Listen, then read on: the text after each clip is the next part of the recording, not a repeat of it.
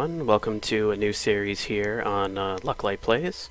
Today we are starting Secret of Evermore, an RPG made by Squaresoft in 1995. More specifically, Squaresoft USA.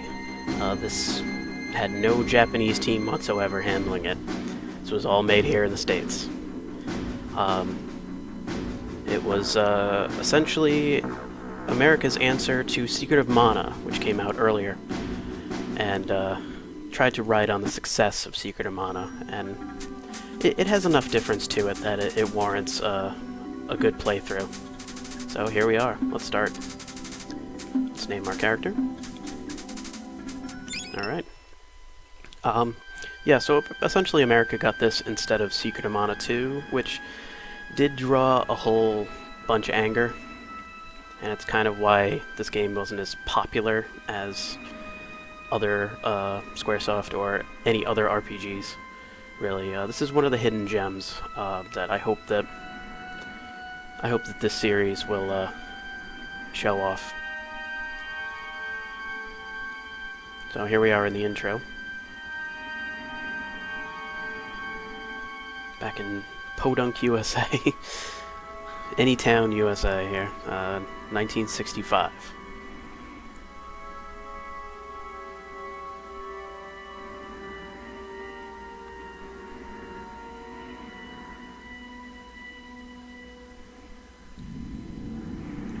It's a nice creepy mansion with bald women statues. Strange little ball there.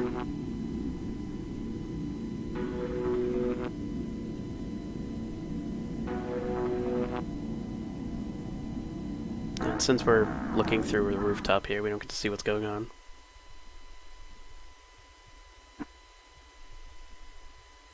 "30 years later. That cat has been sitting there for 30 years. So here's our main character. He's really into old B movies. I mean, they're fictional movies, but old fictional B movies, and he will make references to them throughout the entire game. Dog chases cat, yep. Into Spooky Mansion. I will also bring up this while this is going on. First of all, the statues look more crumbled and scully. The music of this game was composed by a man known as Jeremy Soule, who, this is his first gig in video game music, composing video game music. He later went on to some more different series. He went into a series, Dungeon Siege. He did the music for Guild Wars, and he also did the music for a little-known game that you might have heard of, hopefully, Elder Scrolls Skyrim. So yeah, the guy who made all that music for Skyrim and Morrowind got his start right here in this Super Nintendo game. And it really shows. It's spectacular music. Don't chew on those wires.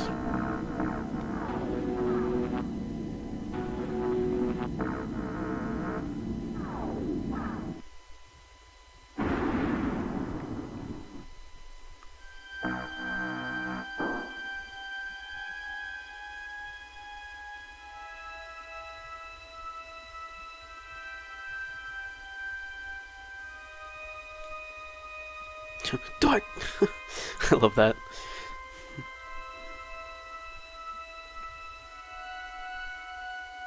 Come along. Well, sure there, Captain Creepy. Let's follow you. Carlton.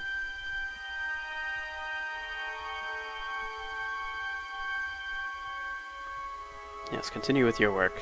Never mind a strange boy who just suddenly appeared in your lab.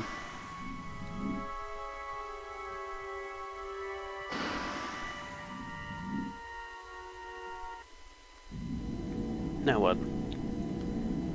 Alright, so I'll give you a little summary of what's going on here. Here's the status screen. You know, hit points, obvious. Level, obvious. Experience, obvious.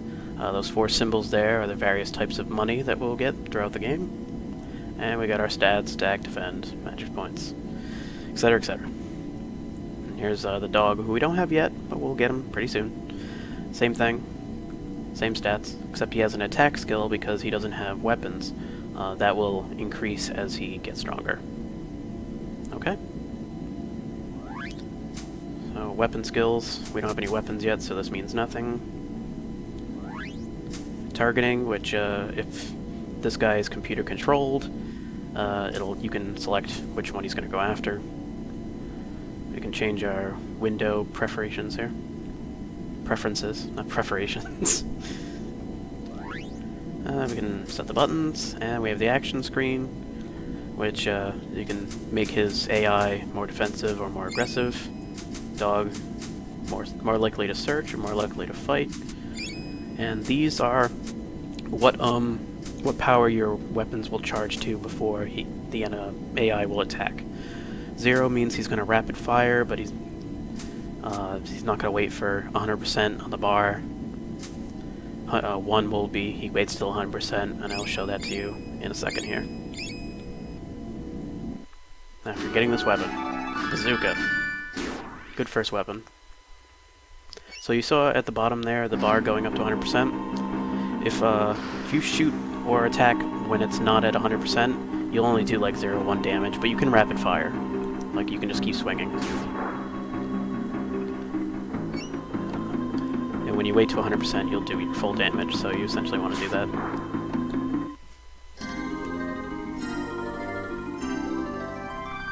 So I'm thinking that Carlton guy sent us in here to kill us.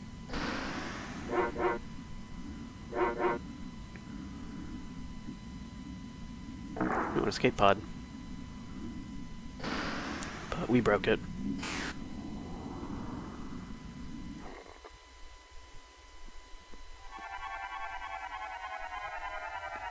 And down we go. Sorry if any of you just got dizzy there.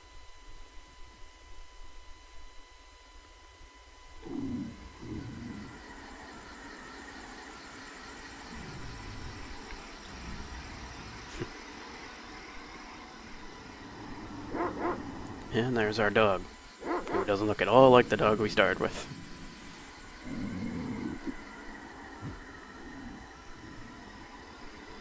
Also, you'll notice that because the game was released and created here in America, the spelling and grammar and the text is a lot better off than it would be.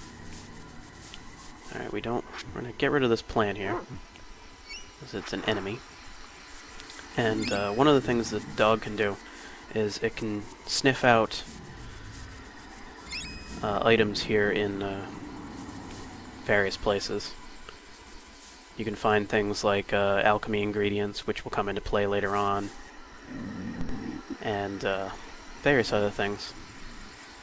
So you just hold the L button or the R button, and he will sniff. If he doesn't move while he sniffs, then chances are there's nothing around, but if he starts moving, he will zero in on some items, like some roots. So you essentially want to, put your nose to the ground every once in a while to so you can find some stuff. It's not specifically required, but it helps. And because this is an action RPG, we can dodge attacks, which we want to do. Those plants will stretch out in any 4 directions, cardinal directions, and try to smack you, so.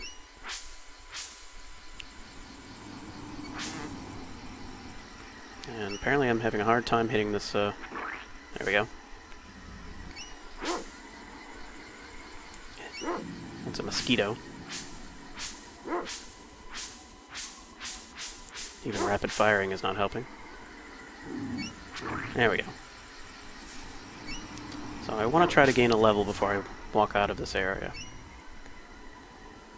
Reason being, the first boss fight is actually pretty early in the game. So did you find anything there, pup? Yes, you did.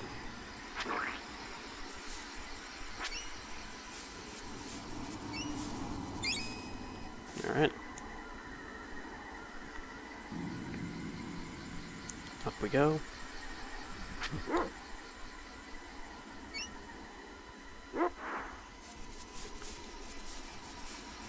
And you can kind of sense where he's gonna go to find items. So you can kind of search there before he gets there and find them.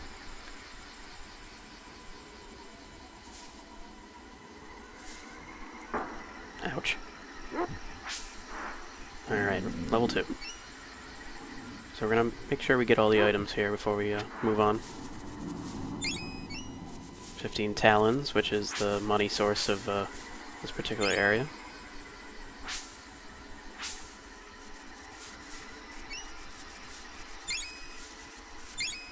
Okay. And yeah, you're gonna find a lot of alchemy ingredients laying around on the ground.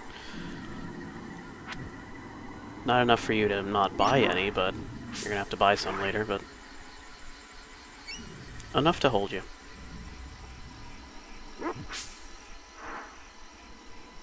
I like to do that little combo attack. Have them both hit. Alright, so, first boss.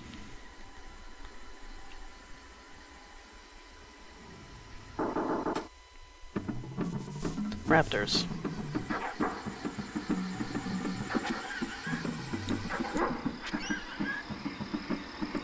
They will hide in the bushes, and then come out and try to strike you.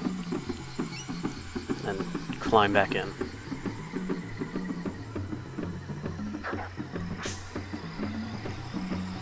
They also hit pretty hard, so I'm gonna have to be careful.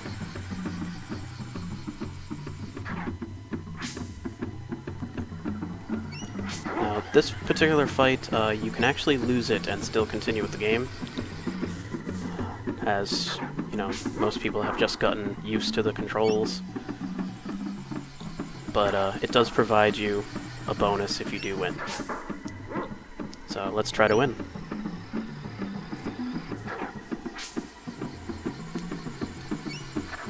It would help better if I can actually hit. Ow. Probably can only take another hit.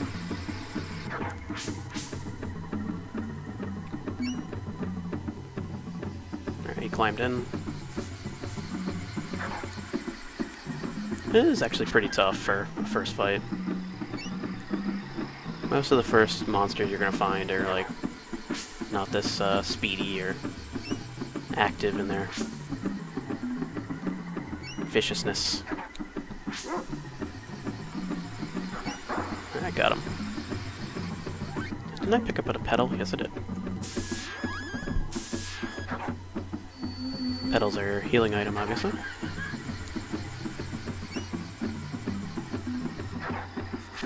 And you can find a whole bunch of them by killing those plants.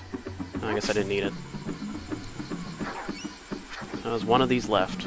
It's gonna climb into the bushes and then jump out almost immediately. So, where'd he go?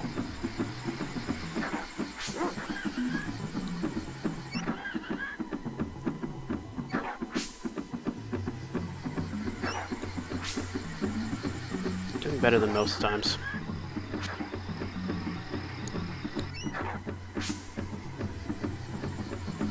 And you never really know what bush he's going to jump out of, so got him. Yeah, hold that bone up. Just like to point out how seemingly kind of badass I am. Well, not me, but my character. We essentially defeated 4 raptors. Like, think Jurassic Park raptors. Vicious, evil raptors. By hitting it with a human femur that we found in the middle of the jungle. I think that's pretty awesome. So, we made our way to town.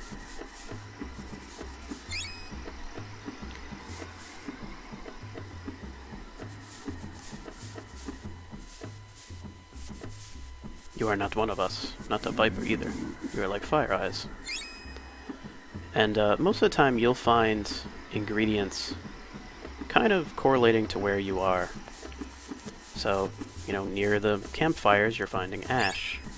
Near the, you know, the ground areas, you're gonna find, you know, roots.